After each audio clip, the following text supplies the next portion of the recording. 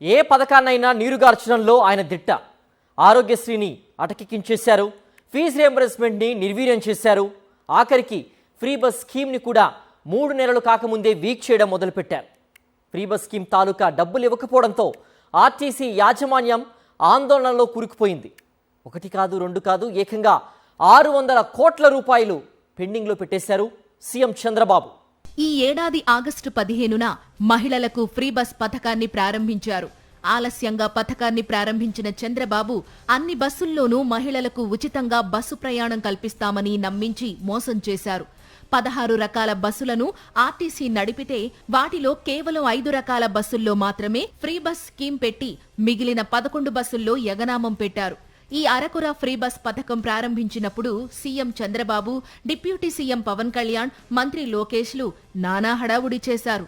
RTC బస్సుల్లో ప్రయాణించి script ప్రకారం మహిళలతో మాట్లాడించి విపరీతంగా పబ్లిసిటీ చేయించుకున్నారు. ఏది ఏమైతేనేం మొత్తానికి ఉచిత బస్సు స్కీమ్ ప్రారంభమై 2.5 నెలలు పూర్తయింది.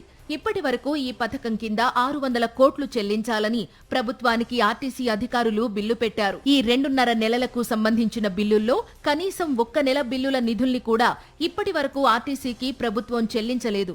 600 కోట్లలో కనీసం 6 రూపాయలు కూడా చెల్లించలేదు. చంద్రబాబు ప్రభుత్వం తమకు చెల్లించాల్సిన బకాయిలు ఎప్పుడిస్తుందోనని ఆర్టీసీ అధికారులు ఎదురు చూస్తున్నారు. ఫ్రీ బస్ పథకం కారణంగా తమపై ఎంత పని ఒత్తిడి ఉన్నా ప్రభుత్వం నుండి నిధులు సకాలంలో వస్తే విజయవంతంగా నడపగలమని ఆర్టీసీ అధికారులు చెబుతున్నారు. కానీ ప్రభుత్వం మాత్రం ఆ బిల్లులు చెల్లించడం లేదు. గతంలో వైఎస్ జగన్ ప్రభుత్వం ఆర్టీసీని ప్రభుత్వంలో విలీనం చేసి అనేక సంస్కరణలు చేపట్టింది. దాంతో ప్రతి నెల ఆర్టీసీనే ప్రభుత్వానికి నిధులు మిగిల్చేది. ఇప్పుడు ఆ పరిస్థితి తలకిందులయ్యింది. దానికి తోడు ప్రభుత్వం నుండి రావాల్సిన 100 కోట్ల బకాయిలు రాకపోవడంతో ఇలా ఎన్నాళ్లు ఈ భారాన్ని మొయ్యాలని ఆర్టీసీ ఉద్యోగులు అసంతృప్తి వ్యక్తం చేస్తున్నారు.